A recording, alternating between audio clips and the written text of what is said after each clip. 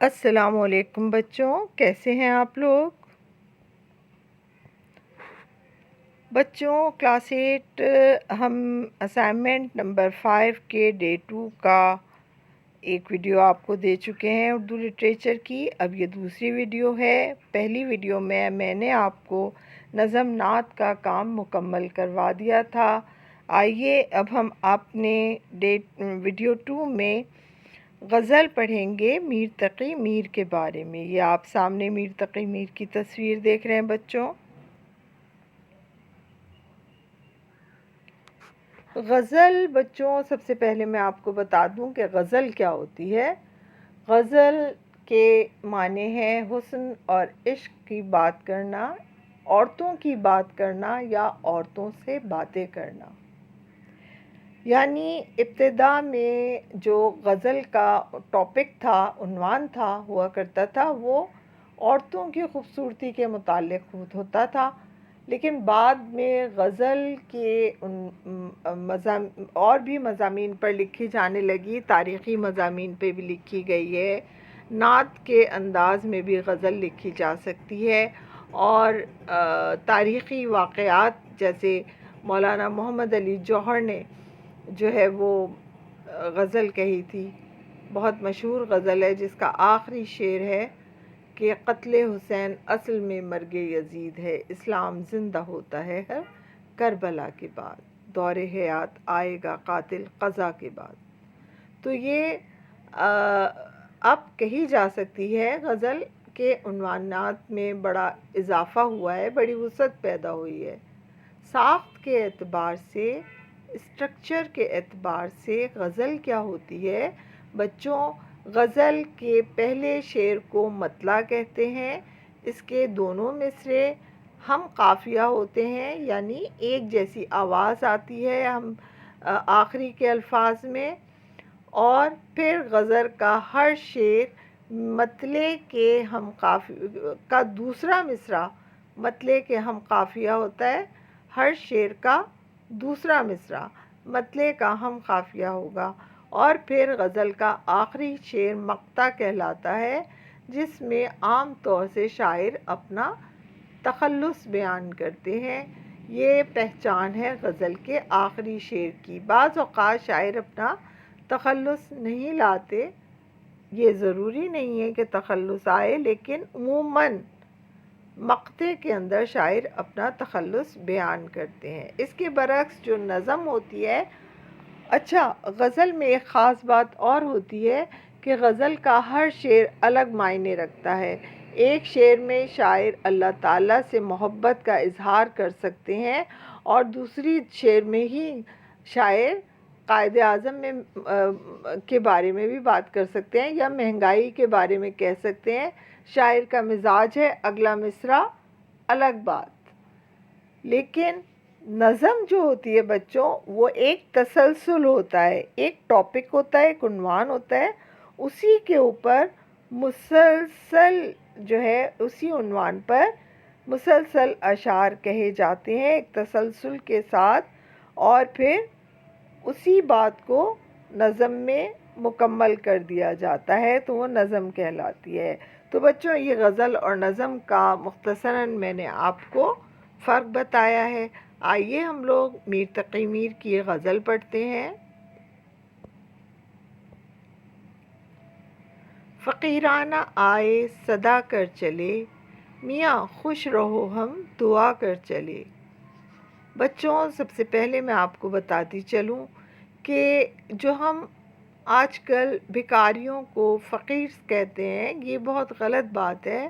فقیر اصل میں بڑا اچھا لفظ ہے جو درویش صفت لوگوں کے لیے استعمال ہوتا ہے، یعنی وہ لوگ جو دنیا میں قناعت کے ساتھ زندگی گزارتے ہیں، شکر کے ساتھ، جنہیں اللہ تعالیٰ جو عطا کرتے ہیں اس پہ شکر ادا کرتے ہیں، اور جو انہیں نہیں ملتا اس پہ صبر کر کے اللہ کی رضا میں راضی ہو جانے والے لوگ فقیر کہلاتے ہیں۔ یہ بھکاری گداگر ہوتے ہیں جو در در بھیک مانگتے ہیں، یہ فقیر نہیں ہوتے۔ تو شاعر نے اپنے مزاج کو فقیرانہ مزاج کہا ہے کہ میں نے ایک فقیرانہ انداز میں زندگی گزاری ہے. جو مجھے مل جاتا ہے میں اس پہ راضی ہو جاتا ہوں، جو مجھے نہیں ملتا میں اس پہ صبر کر لیتا ہوں، اور مجھے دنیاوی عیش و آرام سے کوئی غرض نہیں. اور میری صدا ہے، صدا بچوں آواز کو کہتے ہیں، اور میری یہی آواز ہے، یہی صدا لگاتا ہوں میں کہ میاں خوش رہو ہم دعا کر چلے. یعنی اے دنیا کے رہنے والوں، جب ہم کسی کو عزت دیتے ہیں، دہلی جہاں سے ہماری اردو زبان کی ابتدا ہوئی ہے، وہاں جب کسی کو عزت سے محبت سے بلایا جاتا ہے تو میاں کا لفظ استعمال کرتے ہیں. یہاں شاعر نے دنیا والوں کو میاں اس لیے کہا ہے کہ انہیں دنیا والوں سے، اللہ کی مخلوق سے محبت ہے، اور وہ اللہ کی مخلوق کے لیے دعا کر رہے ہیں کہ میں نے تو جس طرح زندگی گزار لی، فقیرانہ انداز میں، جو مل گیا اس پر شکر کیا، جو نہیں ملا اس پہ صبر کر لیا، لیکن اے دنیا کے رہنے والوں تم لوگ خوش رہو، یہ میری دعا ہے، تمہیں کوئی غم نہ آئے. جو تجھ بن نہ جینے کو کہتے تھے ہم، سو اس عہد کو اب وفا کر چلے. بچوں اب اس شعر میں شاعر کا جو اشارہ ہے وہ اپنے محبوب کی طرف ہے، یعنی عشق مجازی. جو دنیاوی عشق ہوتا ہے بچوں، اسے عشق مجازی کہتے ہیں، جو انسان کو انسان سے ہوتا ہے. اور جو اللہ تعالیٰ سے عشق کی بات ہوتی ہے وہ عشق حقیقی کہلاتا ہے، سچا عشق. تو یہاں پہ شاعر عشق مجازی کی بات کر رہے ہیں. وہ کہتے ہیں کہ اے میری محبوب، میں نے تم سے وعدہ کیا تھا، میں نے تمہیں کہا تھا کہ میں تمہارے بغیر زندہ نہیں رہ سکتا، اگر تم مجھے نہیں ملے تو میں مر جاؤں گا. آج اس عہد کو وفا کرنے کا، اس عہد کو، اس وعدے کو پورا کرنے کا وقت آ گیا ہے. میری موت کا وقت بہت قریب ہے. جو میں نے تم سے کہا تھا کہ میں تمہارے بغیر زندہ نہیں رہ سکتا، اب میں واقعی مرنے جا رہا ہوں، اب میں تمہارے بغیر جی نہیں سکتا. دکھائی دیے یوں کہ بے خود کیا، ہمیں آپ سے بھی جدا کر چلے. یہاں بھی بچوں شاعر کا اشارہ اپنے محبوب ہی کی طرف ہے. اس شعر کے اندر کنایا موجود ہے. دیکھیں یہاں شاعر نے اپنے محبوب کا تذکرہ نہیں کیا ہے، لیکن اشارہ یہ دے دیا ہے کہ ظاہر ہے محبوب ہی کی طرف اشارہ ہے. کسی اور کو دیکھ کے انسان کے وہ جذبات نہیں آتے کہ جو اپنی شخصیت ہی ختم ہو جائے، انسان اپنے آپ کو بھول جائے. شاعر کہتا ہے کہ اے میرے محبوب، تمہاری ایک جھلک دیکھی تو میں بے خود سا ہو گیا ہوں، مجھے اپنا بھی ہوش نہیں رہا، میں نہیں رہا. میرے محبوب تمہاری ایک جھلک نے مجھ سے جدا کر دیا ہے. یعنی اب مجھے اپنا بھی ہوش نہیں رہا، میں اپنے محبوب کے تصور میں کھو گیا ہوں.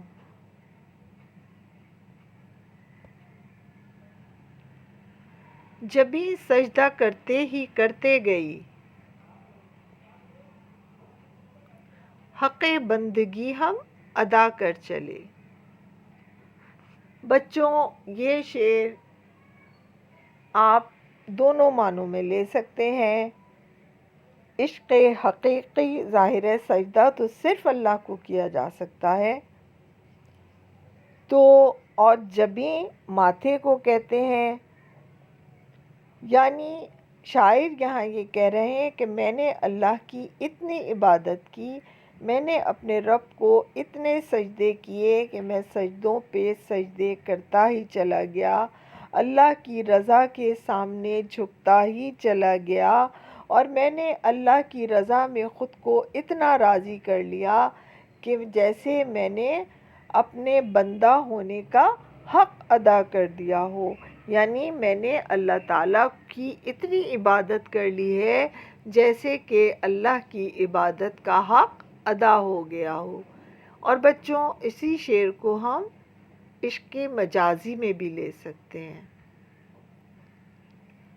وہ یہ کہ میرے محبوب، میں نے تمہاری جفاؤں کے، تمہاری جو تم نے میرے ساتھ ظلم کیا، ان کے باوجود بھی میں جو ہوں تمہارے آگے جھکا رہا، اور اتنا جھکا کہ میں نے اپنے عشق کا حق ادا کر دیا ہے۔ میں نے تمہاری جفاؤں کے باوجود بھی بہت چاہا، اور تمہیں سے محبت کرتا رہا، اور اپنی محبت کا حق ادا کر دیا۔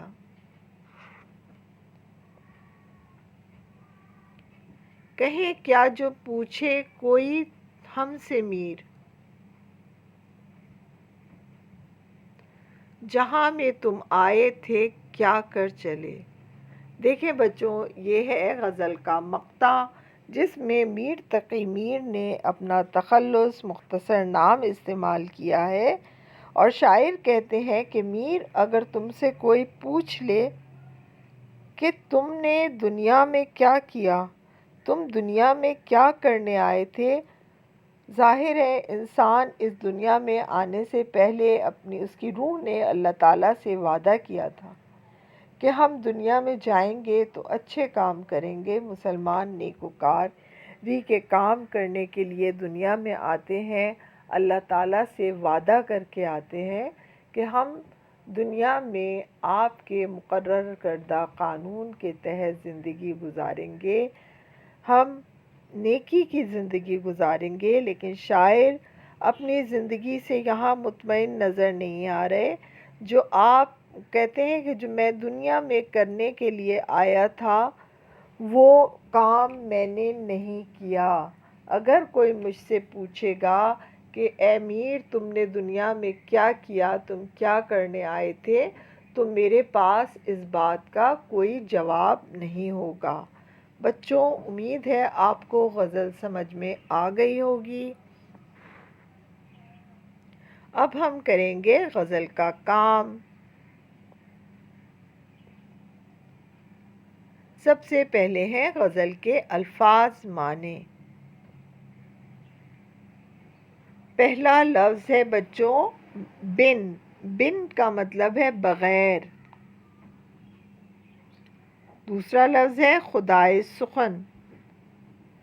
خدائے سخن کا مطلب ہے شاعری میں سب سے بلند مقام، یعنی شاعری پر عبور حاصل ہونا۔ بچوں، خدائے سخن کہا جاتا ہے میر تقی میر کا لقب ہے، کیونکہ انہیں شاعری کا بڑا ہنر آتا تھا، اور بڑے بڑے شعراء کرام نے انہیں اپنا استاد مانا ہے۔ قناعت، تھوڑی سی چیز پر راضی ہونا۔ صدا کرنا، اس کا مطلب ہے آواز لگانا۔ جبیں، جبیں بچوں سر کو کہتے ہیں۔ اب آئیے ہم اس کے سوال جواب کریں گے۔ غزل کا پہلا سوال ہے، غزل کے مطلع کی وضاحت کیجیے۔ یعنی غزل کے پہلے شعر کی آپ کو وضاحت کرنی ہے، اور غزل کا پہلا شعر مطلع جو ہے وہ ہے، فقیرانہ آئے صدا کر چلے، میاں خوش رہو ہم دعا کر چلے۔ سب سے پہلے ہم غزل کا حوالہ لکھیں گے۔ مندرجہ بالا شعر ہماری اردو کی درسی کتاب کی نظم غزل سے متعلق ہے، اور اس کے شاعر میر تقی میر ہیں۔ اب ہم بچوں اس کی وضاحت لکھیں گے۔ شاعر اپنے شعر میں انسانی جذبات کی عکاسی کرتے ہوئے فرماتے ہیں کہ دنیا میں آنے اور جانے کا سلسلہ صدیوں سے یوں ہی چلا آ رہا ہے۔ لوگ یہاں آتے ہیں اور اپنا اپنا وقت جس طرح مقرر ہے گزار کر چلے جاتے ہیں۔ سو ہم بھی اس دنیا میں آئے خدائے عز و جل سے اپنی ضروریات طلب کیں، اپنا وقت درد و الم میں، مسائل و کشمکش میں گزارا اور اپنی مشکلات خالق سے بیان کرتے ہوئے اس دنیا سے جانے کا وقت بھی آ گیا۔ پتہ ہی نہیں چلا کہ کب آئے، کیا کیا اور کیا کر کے جا رہے ہیں۔ بس دوستوں کے لیے دعائیں کرتے ہوئے رخصت ہو رہے ہیں کہ ہم نے تو جیسے تیسے گزار لی، اب اے دنیا والوں تم خوش و خرم وقت گزارو۔ ہماری آپ کے لیے رب العزت سے بھی یہی دعا ہے۔ بچوں، یہ ہمارے سوال نمبر 1 کا جواب تھا۔ اپنا کام اس ویڈیو کی مدد سے مکمل کیجیے۔ اگر آپ کام نہیں لکھ پا رہے تو ویڈیو کو پاز کریں، کام مکمل کریں، پھر ویڈیو کو آگے بڑھائیں۔ بچوں، ہر کام علیحدہ صفحے پر کرنا ہے، آپ کو یاد ہے۔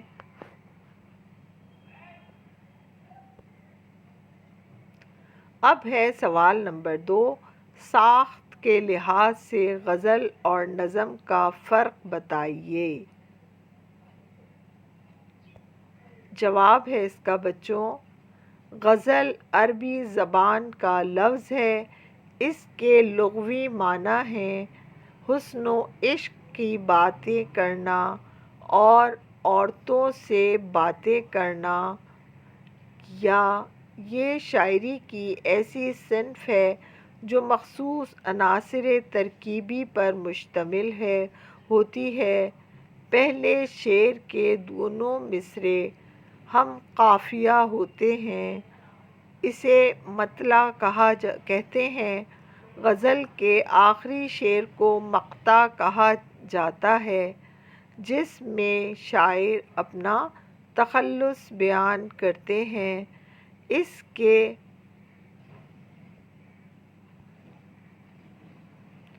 لیے موضوع کی کوئی قید نہیں ہوتی۔ نظم تسلسل پر مبنی اشعار کے ایسے مجموعے کو کہتے ہیں جس میں ایک مرکزی خیال ہو۔ اس کے لیے موضوع کی قید نہیں اور نہ ہی اس کی کوئی حیثیت متعین ہے۔ یہ ہے نظم کی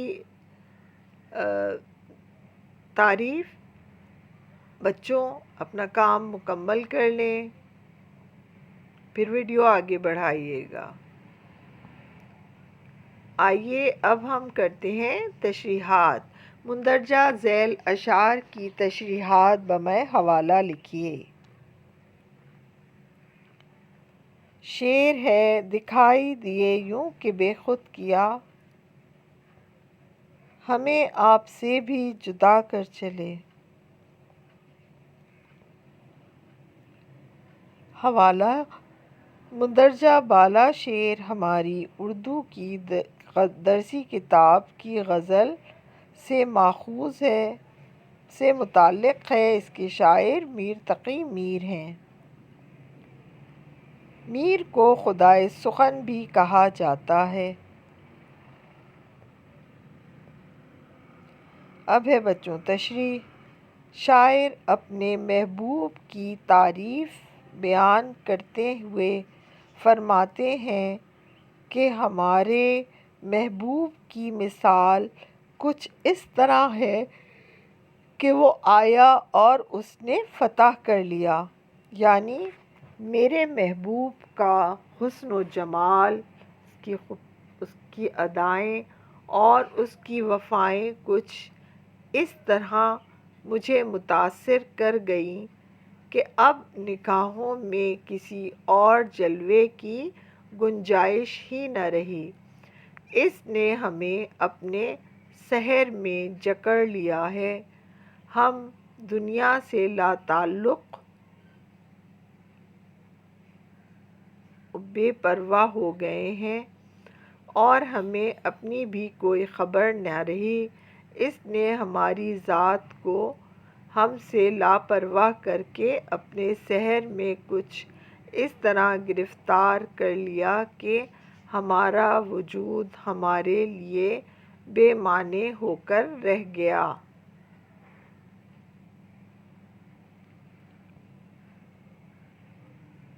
دوسرا شعر ہے: جبیں سجدہ کرتے ہی کرتے گئی، حق بندگی ہم ادا کر چلے۔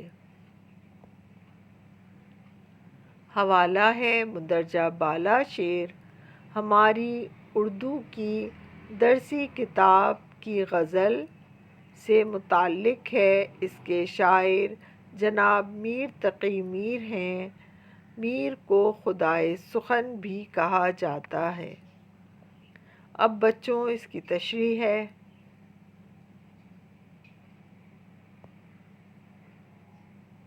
شاعر اپنے محبوب کی تعریف بیان کرتے ہوئے فرماتے ہیں کہ ہم نے اپنے محبوب کی ذات کو اس قدر خود پر حاوی ہوتے